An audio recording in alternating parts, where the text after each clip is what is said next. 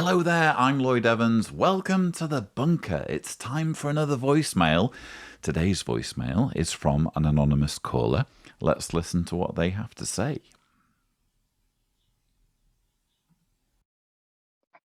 Hi, Lloyd. First off, this got long, so I'm sorry. My ADHD made me write it all out first. Anyway, I recently found your channel, and after binging a ton of your stuff, I figured you'd be a good person to ask.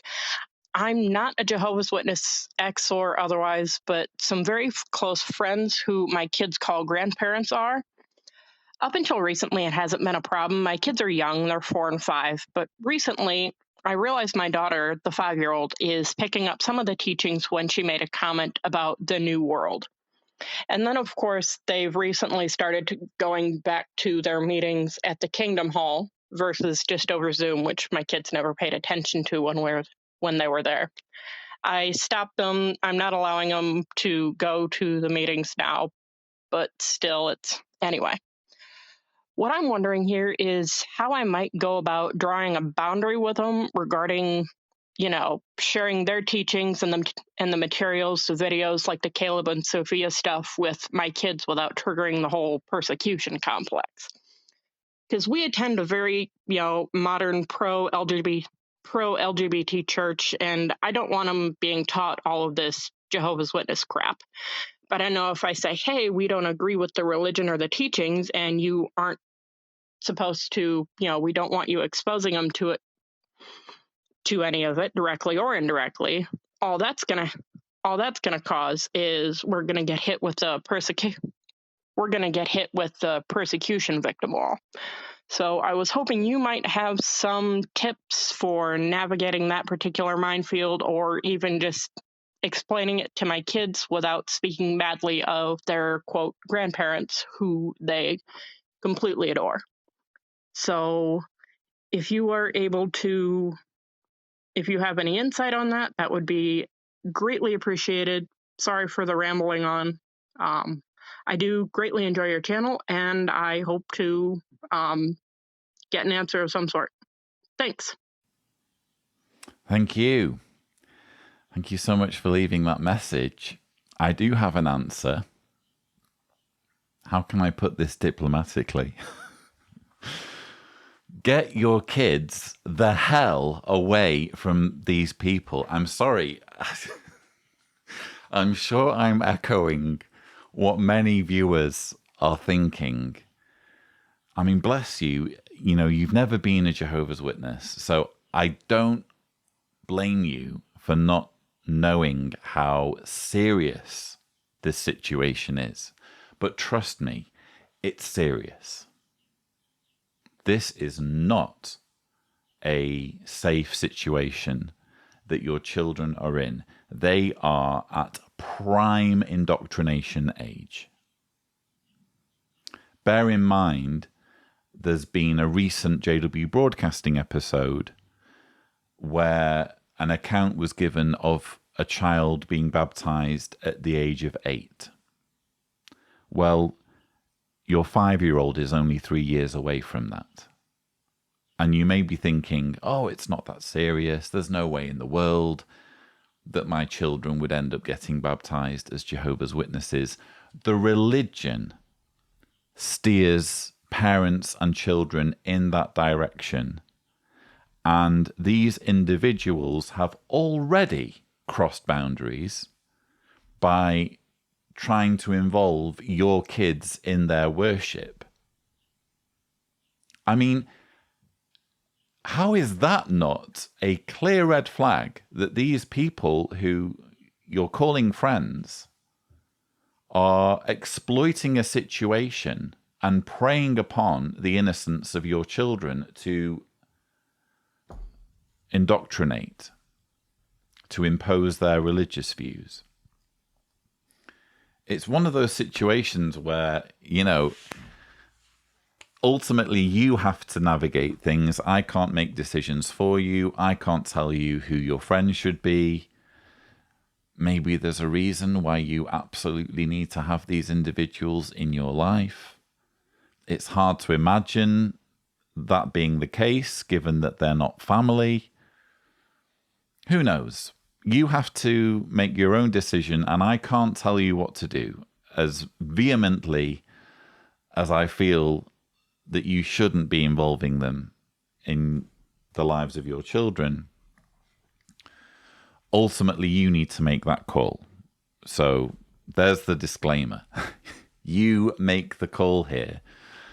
But if I were in your shoes, knowing what I know about the Jehovah's Witness religion and the special focus on ensnaring young minds and capitalizing on childhood innocence to push religious dogma, I don't think I would even bother laying down boundaries, as you put it. Boundaries have already been crossed when they, without your permission, attempted to involve your 4 and 5-year-old children in religious worship. This is not a healthy thing for someone to do if they are your friend.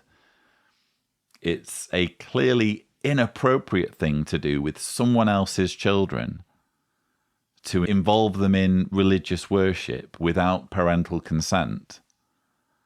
How are they still your friends at this point, would be my question. You can, if you want to, make it clear to them. I wonder why you seem so preoccupied with, I'm being honest here.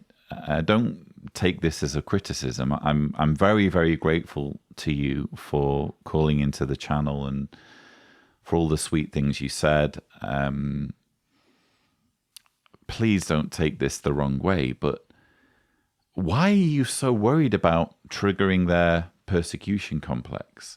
It's different when we're talking about family. If we're talking about, let's say, a husband trying to reason with his wife, or a wife trying to reason with her husband, or children trying to reason with their parents, and that kind of thing, yes, it's a minefield that you need to navigate. And it's not just the persecution complex, it's cognitive dissonance.